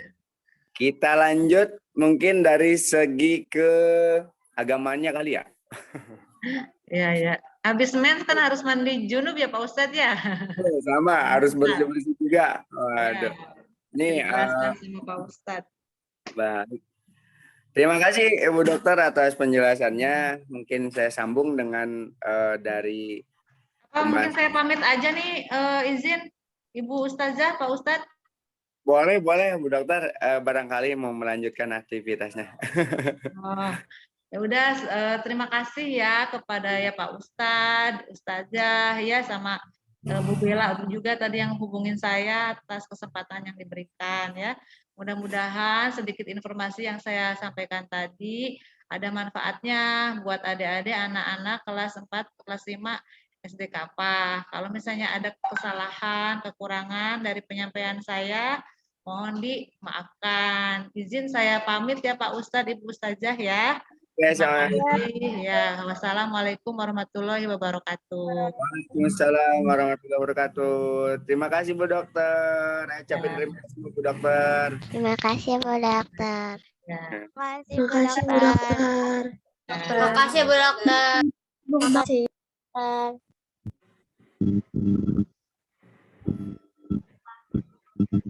Izin lab ya. Iya, silakan Bu Dokter. Oke, alhamdulillahirabbil alamin ya. Penjelasan mengenai pubertas dari sisi medisnya sudah Bu Dokter jelaskan. Nah, sekarang dari sisi agamanya, ayo apa yang akan terjadi? Ya. Bismillahirrahmanirrahim. Nah, untuk pubertas soal wanita di dalam Islam itu batas usia masuknya baligh adalah usia genap atau usia genap 9 tahun atau menstruasi atau haid ya. Jadi wanita balighnya itu genap 9 tahun atau baligh atau menstruasi atau haid ya. Maka dari itu setelah kita terjadi haid atau sudah merasakan haid ya, maka wanita atau akhwat wajib untuk melaksanakan mandi junub juga, sama halnya seperti laki-laki tuh tadi. Laki-laki juga mandi junub, akhwat juga sama mandi junub. Ustaz mandinya pakai apa? Ya pakai air lah, masa pakai tanah? Ya kali ngilangin najis. Ya, mandinya harus pakai air. Airnya harus yang suci dan mensucikan. Jangan hanya bersih. Kalau hanya bersih, air minum bersih ya. Contoh air susu, air kopi itu bersih ya. Bisa kita minum. Air kelapa bersih, bening juga bisa kita minum, tapi nggak bisa kita pakai mandi. Coba bayangin kalau kalian mandi pakai air kelapa. Waduh, ntar habis mandi bukan bersih, malah lengket ya nggak? Allah Akbar. Nah, usahain kita memakai air yang suci mensucikan. Oke. Pertama itu. Yang kedua, cara melaksanakan mandinya sendiri. Bagaimana Ustadz? Cara melaksanakannya adalah pertama kita membasuh tangan terlebih dahulu. Tapi ya betul, tetap harus membasuh tangan dan membasuh kemaluan ya, yang mengeluarkan haid. Ya. Jangan membasuh mulut ya, tapi membasuh kemaluan yang mengeluarkan darah haid supaya bersih terlebih dahulu ya. Bagaimana caranya? Yaitu kalian sendiri yang tahu ya. Ustadz mah nggak tahu. Ya, gimana itunya ya. Oke, pokoknya sampai bersih banget. Pokoknya sampai bersih. Apa namanya? Kalau laki-laki tandanya bersih adalah kesat. Kalau wanita bersih, katanya tanda-tandanya itu memang licin, ya seperti itu. Mohon maaf nih, Ustadz harus menjelaskan mengenai hal fikih ini secara terang-benderang, terang-terangan. Nggak bisa fikih ini disembunyi-sembunyikan, ya. Kalau terang-benderang tuh matahari dong, ya terang-terangan, ya. Harus terang-terangan. Apalagi kita sekarang nih udah memasuki masa puber, masa di mana manusia dicatat amal baik dan amal buruknya, dicatat di mana hanya ada dosanya, ya. Maka dari itu kita harus suci dari najis, suci dari hal-hal yang membuat ibadah kita terhalangi oleh hal itu, ya. Utamanya sekarang yang kita bahas adalah Ustadz, izin ke menstruasi. toilet. Mau ngapain? Oh, kirain mau mandi junub. Jangan dulu, kan belum selesai pembahasannya. Oke, silakan mau ke toilet, Jasmine. Oke, baik. Nah, untuk kalian semua ya yang Masya Allah kemarin baru Ustadz kenal kalian itu baru kelas 1, imut-imut ya. Sekarang Masya Allah udah gede, bukan udah amit-amit ya. Udah gede semuanya sekarang. Oke, nah terkait cara mandi setelah haid. Tadi apa? Batas baliknya adalah 9 tahun atau haid atau keluar darah ya. Nah, itu untuk batas balik perempuan. Nah, setelah itu kita harus membersihkan daripada haid tersebut. Nah, tadi batas waktu haidnya sudah dijelaskan ya sama Bu Dokter ya. Berapa hari? Normalnya 7 sampai 8 hari. Sampai 15 hari. Itu masih bisa dikatakan darah haid. Kalau setelah lewat dari 15 hari, maka di dalam Islam itu bisa dikatakan sebagai darah istihadhah. Apa itu darah istihadhah? Bisa dikatakan darah penyakit atau darah yang lainnya selain darah haid. Ciri-cirinya seperti apa? Yang pertama, darah haid. Darah haid itu agak sedikit kotor ya, atau kehitam-hitaman gitu ya. Jadi dia itu merahnya merah banget gitu kan, merah kayak merah kotor gitu ya, kayak darah atau warna merah dicampur tanah gitu kan ya. Nah itu kayak gitu. Iya, pokoknya darah haid tuh seperti itu, nggak seger deh pokoknya mah. Terus baunya juga nggak enak katanya. Katanya. Iya, Ustaz, gak enak. Ya nggak enak ya. Ya udah, Ustaz nggak mau tahu deh. Oke. Baik. Nah, kalau yang berikutnya yang lebih dari 15 hari atau darah istihadhah itu adalah darahnya darah seger ya. Kalau darah seger itu biasanya bersih ya, kayak darah biasa yang keluar dari luka gitu ya mungkin ya. Nah, itu darah istihadhah atau darah penyakit bisa jadi ya. Nah, bagaimana Ustaz cara membedakannya? Yaitu tadi, membedakannya yang pertama adalah melebihi dari batas waktu normal haid, yaitu 15 hari ya. Terus ciri-ciri warna darahnya dan ciri-ciri baunya. Nah, kalau misalkan baunya tadi darah haid itu katanya bau busuk ya. Kalau darah istihadhah itu baunya seperti darah biasa, bau amis seperti itu ya. Oke, baik, berikutnya cara mandi atau cara membersihkan atau cara bersuci daripada haid ya. Cara bersuci daripada haid. Nah, caranya gimana Ustadz? Ya caranya mandi lah. Mandinya gimana? Nah, beda dengan mandi biasa ya. Beda dengan mandi biasa ya. Jangan sampai disamakan dengan mandi biasa. Kalau mandi biasa itu cukup jebus gitu aja ya. Kalau mandi haid atau mandi bersuci itu harus semua badan basah. Yang pertama harus kita lakukan adalah mencuci tangan, tadi udah Ustadz sampaikan, dan mencuci kemaluan ya sampai bersih. Yang kedua apa yang ketiga? Yang ketiga ya. Yang ketiga melakukan wudhu terlebih dahulu. Wudhunya secara tidak sempurna nggak apa-apa. Contoh misalkan mau cuci langsung dari cuci muka atau mau kumur-kumur sekali aja nggak apa-apa. Sekali-sekali semuanya ya. Terus berikutnya setelah wudhu selesai sampai anggota wudhu udah terbasuh semuanya, boleh langsung kita menceburkan diri ke minyak goreng. Janganlah antar mateng lagi. Langsung menceburkan diri ke air ya. Kalau misalkan di kolam renang, kalau di kamar mandi caranya gimana? Ya itu pakai shower. Kalau pakai shower langsung dari ujung kepala sampai ujung bawah kaki. Pakai gayung. Nah, itu nanti belum pakai gayung, nanti kita bahas. Dibersihkan atau diratakan sampai sela-sela yang ada di tubuh kita. Nih, sela-sela nih ya.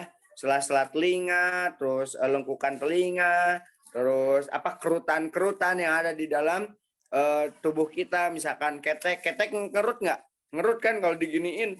Kalau gini mah enggak, tapi masa kita mau gini terus kan nggak mungkin. Masa jalan gini terus kan nggak mungkin ya kan. Oke. Nah, kerutan-kerutan harus terbasahi dan harus yakin kalau sudah basah ya. Oke, terus berikutnya itu untuk pakai shower ya, insya Allah lebih mudah.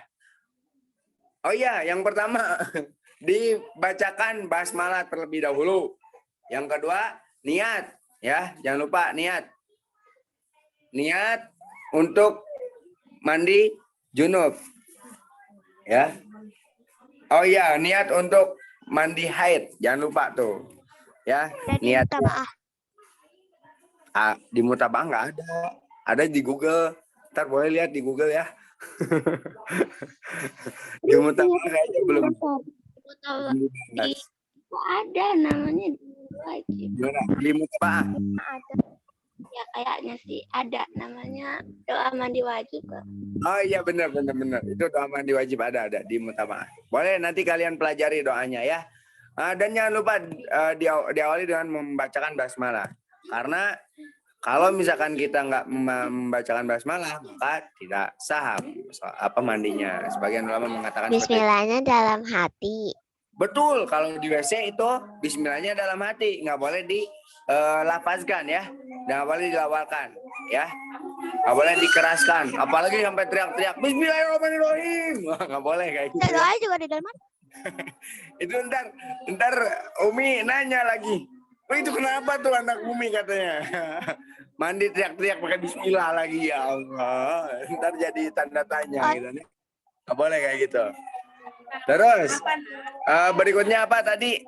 Mandi pakai gayung. Nah, mandi pakai gayung mana caranya Ustadz? Yang pertama tadi sama ya. Wudhu dulu, jangan lupa jangan sampai wudhunya itu air wudhu yang kita pakai jangan sampai terpercik ke ember yang kita pakai ya, yang kita mau pakai bersuci ya, jangan sampai seperti itu karena nanti tidak bisa dipakai bersuci lagi. Jadi hukum airnya adalah mustakmal atau tidak bisa mensucikan ya, hanya suci saja seperti itu. Terus berikutnya cara membasuhnya. Nah kalau tadi kan pakai shower gampang ya, langsung kita cucurin aja dari atas ya nggak? Nah kalau pakai gayung itu sama dicucurin juga, tapi cara meratakannya itu gimana Ustadz? Kan tangan kita yang angkat, ini nggak kebasuh, gitu kan ya? Nah caranya kita setelah membasuh nih langsung ke bawahin, langsung oles-oles atau oles lagi, ya kali pakai salep, langsung ratain ya, langsung diratain kayak gitu ya. Nah kayak gitu. Itu cara mandi haid ya. Terus berikutnya untuk mandi di air hujan bisa tuh ya, ketika hujan bisa tuh kita mandi wajib ya, atau mandi haid ya, bersuci dari haid pakai air hujan bisa. Ustadz gimana air hujannya? Tapi udah mandinya nggak boleh di luar, nanti kelihatan sama orang. Iyalah, dilihatin sama orang. Kan nggak mungkin. Tapi ini mah kalau misalkan memungkinkan mandinya pakai air hujan, boleh. Atau sambil hujan-hujanan itu boleh. Terus berikutnya pakai air kolam. Misalkan kita mau mandi di kolam. Nah, ingat, yang lagi haid jangan renang di kolam umum ya, kasihan yang lain. Ntar warna kolamnya jadi merah. Ntar ada tanda tanya, waduh, ini apaan nih? Gitu. Baik, berikutnya mandi itu di kolam ya. Terus di sungai juga boleh ya. Di sungai. Nah, kalau di sungai boleh tuh, lagi haid mandi di sungai nggak apa-apa. Ntar dikiranya kaki kita kena batu, luka gitu ya. Itu lebih aman di sungai kayak gitu ya. Oke. Cara mandinya ya sama seperti itu juga. Jangan lupa lekukan. Terus biasanya kalau ini pusar ya.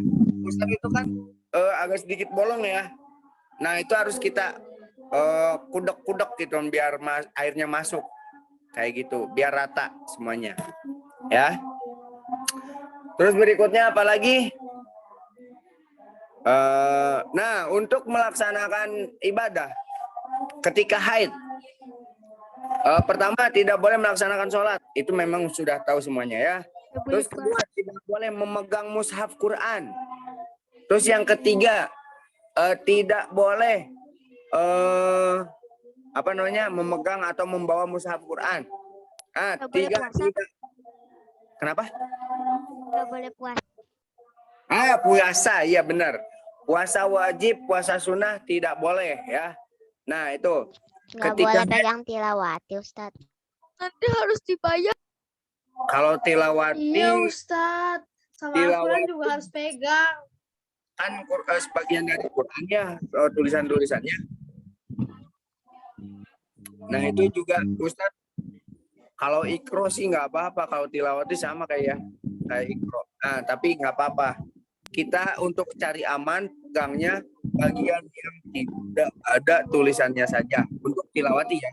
Kalau Al-Quran yang cuma ada artinya doang, Ustaz. Kenapa? Yang ada artinya. Ya, yang ada artinya boleh.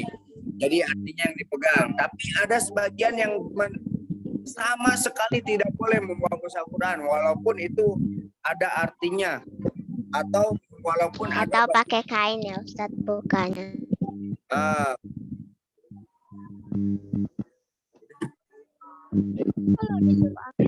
Kalau baca Al-Quran boleh.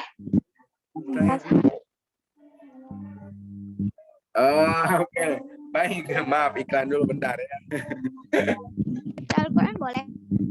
Baca Quran boleh ya. Baca Quran boleh, tapi ya yang tidak boleh itu memegang Qurannya.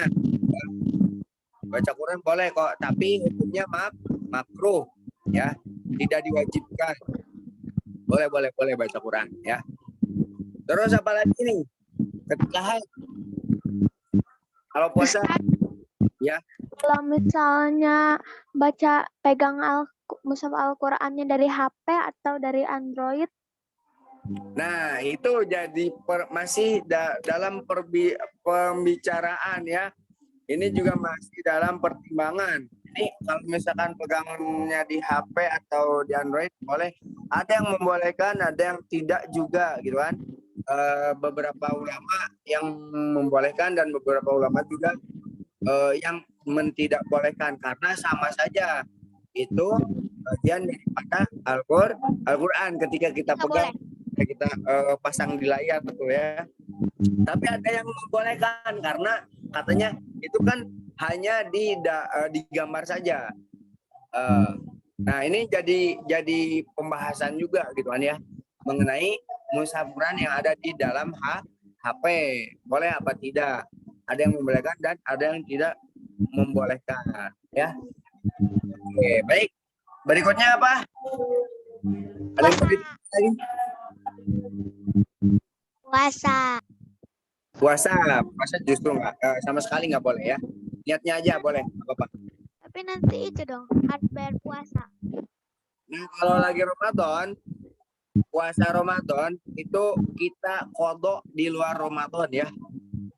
Kalau misalkan haid nih di bulan Ramadan, haidnya berapa hari? Kalau haidnya 7 hari normal, ya 7 hari nih ya. Berarti kita kodok puasanya selama 7 hari. Ya. Berarti seminggu. Di bulan Syawal kan Ustadz? Di bulan Syawal boleh, tapi jangan di hari tasyrik. Ya, hari tasyrik itu di 3 hari setelah Lebaran itu nggak boleh ya. Oh, Di hari pas Idul Fitri itu nggak boleh. Atau di hari kurban misalkan ya. Kalau hari kurban itu 3 hari selama hari kurban, hari tasyrik nggak boleh ya. Gimana dong Ustadz? Ya udah cari hari-hari aman aja, misalkan seminggu setelah Lebaran, sebulan setelah Lebaran itu boleh kayak gitu ya. Ustadz gimana kalau misalkan aku belum kenapa? Puasa pakai Zoom? Oh, jadi oke. Nah kayak gitu ya. Jadi untuk mengkodok puasa di luar bulan Ramadan. Kalau puasa sunnah itu nggak ada yang nggak usah dikodok karena puasa sunnah boleh dilaksanakan dan boleh tidak dilaksanakan mendapat pahala, tidak dilaksanakan tidak mendapat dosa. Oke baik, berikutnya ada yang mau ditanyakan lagi? Oke, Ustadz rasa cukup mungkin ya sampai di sini ya. Jelas mungkinnya penjelasan dari Ustadz atau mungkin ada yang mau masih ditanyakan boleh nanti bertanya ke Ustadz dan Ustazah ya. Sebelum kita tutup mungkin ada tambahan dulu dari Ustazah. Silakan Ustazah. Terima kasih Ustaz Hashim penjelasannya. Tadi kan dari Bu Dokternya dibahas kalau misalkan perubahan-perubahan saat kalian itu pubertas ya, mulai dari perubahan fisik ya, tadinya nggak menstruasi jadi menstruasi, kemudian mulai ada jerawat, dadanya lebih membesar seperti itu ya. Nah, nanti setiap yang pubertas mau yang duluan ataupun nanti yang belakangan gitu ya, semuanya akan mengalami hal itu. Jadi nggak usah takut gitu ya, atau nggak usah aku nggak mau menstruasi gitu ya, nggak usah takut kayak gitu. Terus setelah itu untuk yang sudah mengalami menstruasi tadi ya sudah dijelaskan oleh Ustadz Hashim gitu. Setelah menstruasinya selesai itu wajib kita mandi wajib atau mandi junub ya. Tata caranya seperti yang tadi Ustadz Hashim jelaskan gitu ya. Kalau masih kurang jelas, boleh bertanya sama bundanya di rumah. Bunda gimana cara mandi junubnya gitu, niatnya gimana gitu ya. Kemudian yang selanjutnya tadi, karena kalau misalkan kalian itu sudah menstruasi atau sudah balik, itu wajib untuk menutup aurat ya.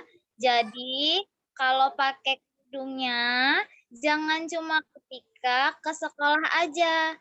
Tapi kalau misalkan kalian udah keluar rumah ya, dilihat oleh yang bukan muhrim gitu, bukan mahramnya gitu ya, kalian wajib untuk menutup aurat ya. Auratnya perempuan itu seluruh bagian tubuh kecuali muka dan telapak tangan. Jadi pakai kaos kaki juga. Kaos kaki juga, kaki itu juga termasuk auratnya perempuan gitu ya. Jadi jangan aku kan masih kecil gitu ya. Mulai latihan dari sekarang. Meskipun kalian misalkan belum mengalami menstruasi, tapi mulai dari sekarang kan kita sudah dibiasakan dari kecil ya, dari kelas 1 sudah pakai hijab, datang ke sekolah gitu ya, pakai kaos kaki. Nah, sekarang apalagi sudah mau balik atau ada yang sudah balik, maka menutup aurat itu wajib, ya. Menutup aurat itu wajib gitu ya. Nah, terus Ustazah juga suka nemu nih, ada yang share videonya lagi main TikTokan tapi nggak pakai kerudung. Itu Teteh, itu lihat. Mulai besar gitu ya. Wanita muslimah itu tidak joget-joget di depan kamera terus disebarluaskan. Itu nggak boleh ya. Kenapa? Karena sekarang lagi banyak yang namanya kejahatan seksual. Lagi banyak ya. Kita sebagai perempuan ya, sebagai muslimah harus bisa menjaga diri kita ya. Nggak boleh mengundang nafsu dari laki-laki ya, dari mulai menutup auratnya ya, kemudian nggak boleh mulai membatasi bermain sama ikhwan itu, nggak boleh lagi sentuh-sentuhan ya. Kadang tuh ya kalau saking ketemunya di kelas gitu ya, saking semangatnya karena udah lama nggak ketemu sama teman-teman yang ikhwan, kadang-kadang main pegang aja gitu, main tepok-tepokan sama ikhwan. Nah, itu sudah mulai dikurangi atau tidak boleh lagi gitu ya. Kalau misalkan kalian wudhu terus bersentuhan sama ikhwan, batal. Nah, sama ya, ketika nggak wudhu juga jangan pegang-pegang. Nah, kita juga nggak boleh dipegang-pegang sama yang kecuali tadi ya kata dokternya ya, kecuali diri kita sama Umi atau Abi di rumah kayak gitu ya. Orang lain nggak boleh dilihat sama orang lain, aurat kita nggak boleh ya. Dipegang-pegang apalagi nggak boleh juga ya gitu. Jadi kalau misalkan nggak kalian ngerasa kok dipegang kayak gitu, itu bisa dilaporkan ke Umi atau Abinya atau ke Ustadz dan Ustazahnya gitu ya. Jadi pesan Ustazah sebagai perempuan muslimah ya, jangan ngerasa aku masih kecil gitu. Latihan mulai dari sekarang karena sudah mau balik nih ya. Jadi harus mulai bisa menjaga diri gitu ya, pesan Ustazah. Mungkin itu Ustadz, dikembalikan ke Ustadz Hashim. Oke, terima kasih Ustazah tambahannya. Masya Allah, udah bisa dipahami ya yang disampaikan Ustadz dan Ustazah. Mudah-mudahan jadi bekal untuk kalian semua yang sudah balik maupun yang menjelang balik. Mudah-mudahan keadaan baliknya kita dapat menjaga diri kita semua, karena di situ sudah tercatat dosa dan pahala untuk diri kita sendiri. Jaga diri, jaga kehormatan kita ya. Paham dong? Oke, baik. Mungkin dicukupkan sampai di sini dulu pertemuan kita hari ini. Mudah-mudahan ada dalam keberkahan. Oh, foto dulu ya, belum ya? Oh iya, foto dulu. Ya. Nyalain kameranya yang belum. Foto dulu deh, foto dulu. Jadi ikut foto Dede. Itu Dede foto. Yuk, hitungan ketiga ya. Slide yang pertama dulu. 1. Lihat kamera semuanya. 2, 3, senyum. Oke, tahan dulu. Sekarang yang slide kedua. Tahan ya. Hitung sampai 5. 1, 2,